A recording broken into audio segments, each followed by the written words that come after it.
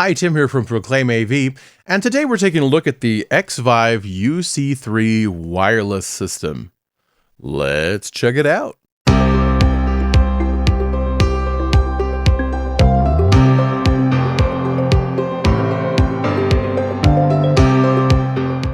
So I bought this a while ago to use as kind of an inexpensive wireless system with my portable outdoor speaker. And so it comes with a receiver, which is XLR input that just plugs right onto your back of your speaker. And then it comes with a transmitter. Now the C series, the C one stands, I think it stands for phantom power. I think condenser maybe.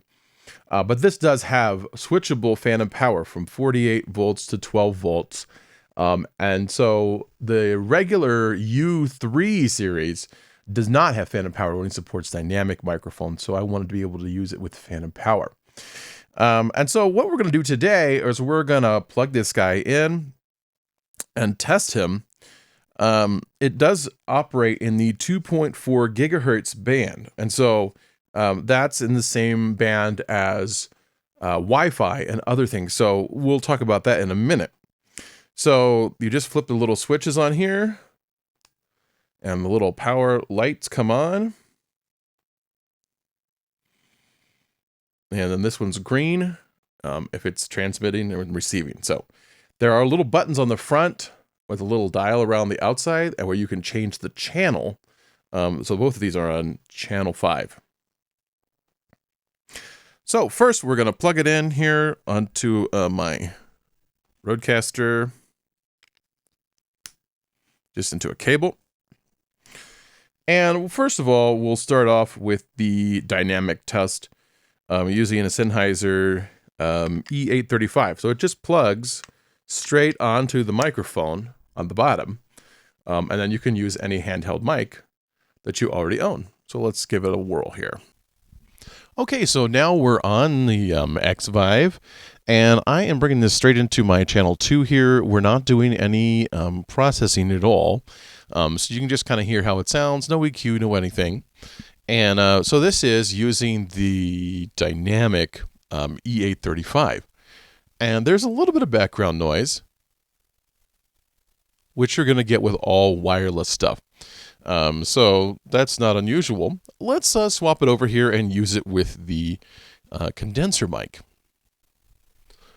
Okay, so here we are on the Audio-Technica AT2010.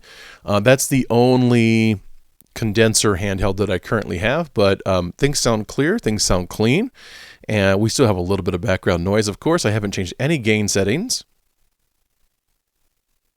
So it'll be very similar to what we're getting with the dynamic mic.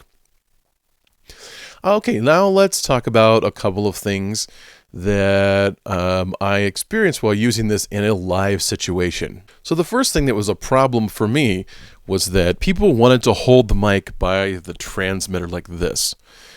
And of course, that ended up, and this is a situation where the speaker was about 30 feet away. And what ended up happening was I would get severe dropouts because people tend to grab this part and cover up the antenna with their hand instead of holding it like this with the antenna and all the electronics sticking out the bottom. And so that caused some serious dropout issues for me when that person grabbed it. But it was an event where I had, probably about 70 or 80 people. And what I did notice is when they all gathered together and sat down for the speech part of the event, it was a live auction actually, as soon as they all got together, I started having dropouts right away at about 30 feet away. And the only thing I can think is that there's just enough people with cell phones that are running 2.4 gigahertz that are trying to find a Wi-Fi access point or checking Wi-Fi access points, that it just could not handle it. There's just too much RF noise. And now these were well charged, so it wasn't a power issue, but I just started getting pretty severe dropouts. Now this might not be a problem, say, if this is plugged into like a a stage box and you're maybe 10 feet from it or something. But in my situation, there were just enough people between the microphone and or the transmitter and the receiver that it just started dropping out. Now, I've been using it all evening when everybody was wandering around and I was about 15 feet away from the speaker without any issues or any dropouts. But as soon as I increased that distance out to about 30 feet, then I started seeing dropouts and it became a real problem. So, would I recommend this? Yeah, I think so. For some situations, it would be a fine unit to use. But be aware, if you're doing it in a situation where you're going to have a lot of 2.4 gigahertz traffic, a lot of cell phones or heavy Wi-Fi, where you've got multiple Wi-Fi access points, 2.4 might not be a great band for you to be in. But let's say you're using this as something where you're doing maybe a remote interview and you're recording, to a camera and you've got XLR with ends. I mean, this would be great for that sort of thing where you're doing a talking head in front of a camera. That's what I'm doing right now in my basement. You can see there are no problems with it.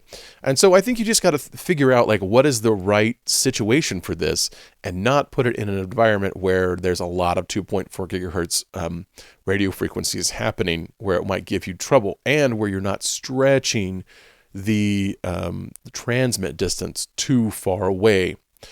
So anyway, those are my thoughts about the XVive. I love that it has onboard rechargeable batteries. I don't have to hunt for batteries. There is a downside to that, which is if I forget to recharge it, I can't really run to the nearest store and grab a pack of AA's and just re-up it. I mean, I've got to remember to charge it. But from my experience, you can get about 3 or 4 hours out of it without any trouble. So that's just my take on it. I hope that was helpful. And once again, thanks for watching.